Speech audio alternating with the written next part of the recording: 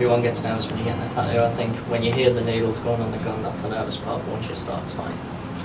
I like the darkness of it because I'm scared of the dark and I'm scared of death, which is the reason why I have the Grim Reaper and L and such dark tattoos. I like the thing. I think when I was young, I wouldn't have thought of myself to be getting a lot of tattoos, but now I want to be covered. I didn't think this was something that I would have. I think they were very for ruffians, if you want to see it like that. But as time progressed, I just thought they were cool. I mean, I just wanted something that meant something to me, so I just thought a tattoo was a good idea. Decided to get the L because it's my favourite bird and it means a lot to me and it's in a good place, so I decided to get that. Yeah, there's a lot of plans. I want like a picture of Medusa up here, and I want a big one on my chest. There's a lot. I just want to be covered in tattoos pretty much. So the tattoos that I've got today is to finish off part of the story that's on my arm. So the background of this is I proposed to my wife now in New York. So it's all the landmarks of New York that we went to. Obviously we've got an engagement ring somewhere there, I don't know if you can see. And obviously we had our honeymoon in the Hard Rock Casino, so obviously the story follows on there to the end. So we've got casino chips, obviously we've got Grandad's birthday was the 14th, so that's obviously our lucky number. The King and Queen obviously symbolise husband and wife, and obviously it's not quite finished yet, but we'll have some more relevant stuff on there. So yeah, it's more of like a story of my life really, so that's why I get the tattoos done. I'm Dale, I'm a tattooist. I'm probably the second longest tattooist in Sunderland at the moment. Only been beaten by my pal Peter, who started about 4 months before us. That was about 21 years ago now. How did you get into tattooing? Well, by accident really. Got a tattoo on my chest out of a bit of a rebellion because nobody else around here really had tattoos at the time. And I started with 2 or 3 in a week, and then started hanging around the tattoo shop. And I thought, well, that looks pretty cool at the time. And then the guy who I was getting tattooed off, a lad called Rob, I noticed that he was using a computer to, he was using doing text, because hand-drawns are allowed. I asked, why don't you use a computer? And he was like, well, I don't know how to use a computer. So I said, well, I'll teach you how to use a computer if you teach us how to tattoo. And I sort of fell into it really by accident. This is probably where you go with like full on gingers, you get these things like What was your first tattoo, and do you have any that you regret? My first tattoo that I got was a little heart on my chest, a little Egyptian heart, which was a tester.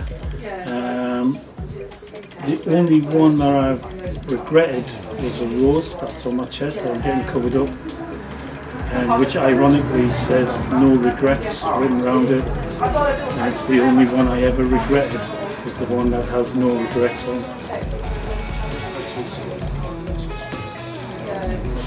What tattoo design do you see like the most requested?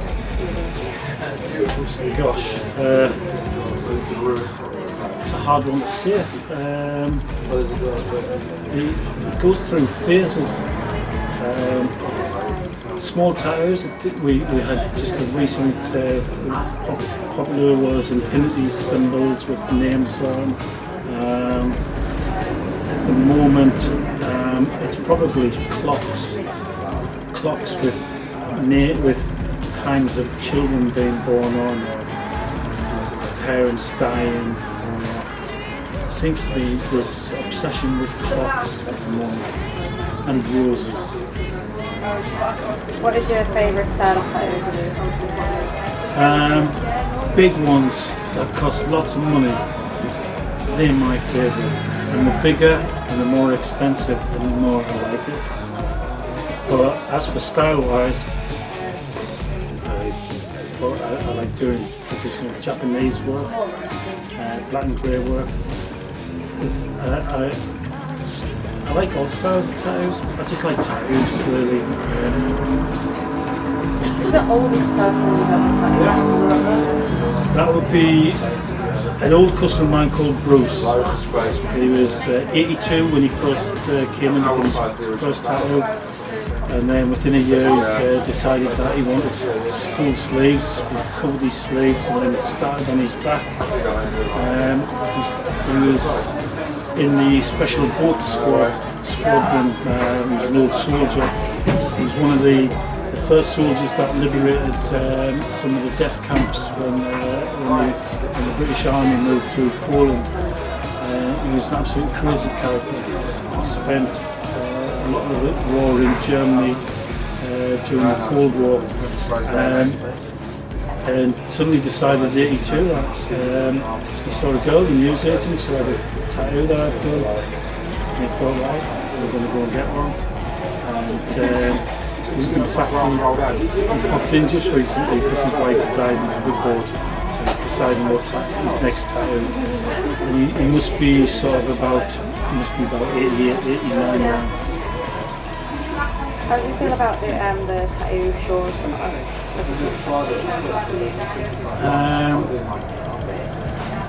At first I thought they were quite good, a little bit boring because it's like going back to work, a bigger version of work. But the good thing about them, sort of 15, 20 years ago, they were controlled and people couldn't buy the equipment. Now anybody can go to these shows, you can buy any equipment, you can buy the machines, etc., needles, and it's open to everybody. Really, whereas it should only be an artist. You should be registered before you can buy tattoo equipment. So I tend not to go to them. And it's just full of tattoos, bitching about tattoos. So that's what we do. Did you tattoo anyone famous who was in shoes? I don't think that. I mean, live or dead. I'd like to do a tattoo of Jeremy Corbyn on Adolf Hitler's back. And just tell him it was his wife. Anybody living? Bruce Willis, because he's my man crush. Because Bruce Willis has never made a bad movie, no matter what anybody says. And if they tell you that any of it, it's wrong. How do you feel about memorial tattoos? The bread and butter. Actually, if it helps people cope, great. We try to talk people out of getting dates. The problem with when people get dates on is that they remember, especially if it's a memorial of somebody passing, they remember the passing. So we try to persuade people not to get dates on memorial names. Yeah, dates are awful because it makes it so. It reminds people of the day when people passed rather. So mixed feelings about memorials. Finally, do you think tattoos are powerful? Yeah, tattoos have enabled me to travel the world. It depends on the symbolism you're using. If you want to use, so we would take like the swastika. You know, the swastika has various meanings. So that can be quite a powerful tattoo because it makes a huge statement. But I think it probably had more impact 20 years ago, 30 years ago, definitely. Now they're a bit. Tattoos are pretty mainstream. Because the mainstream, the impact, the visual impact is much less than it was 20 years ago when it was confined to rapists and thieves and vagabonds who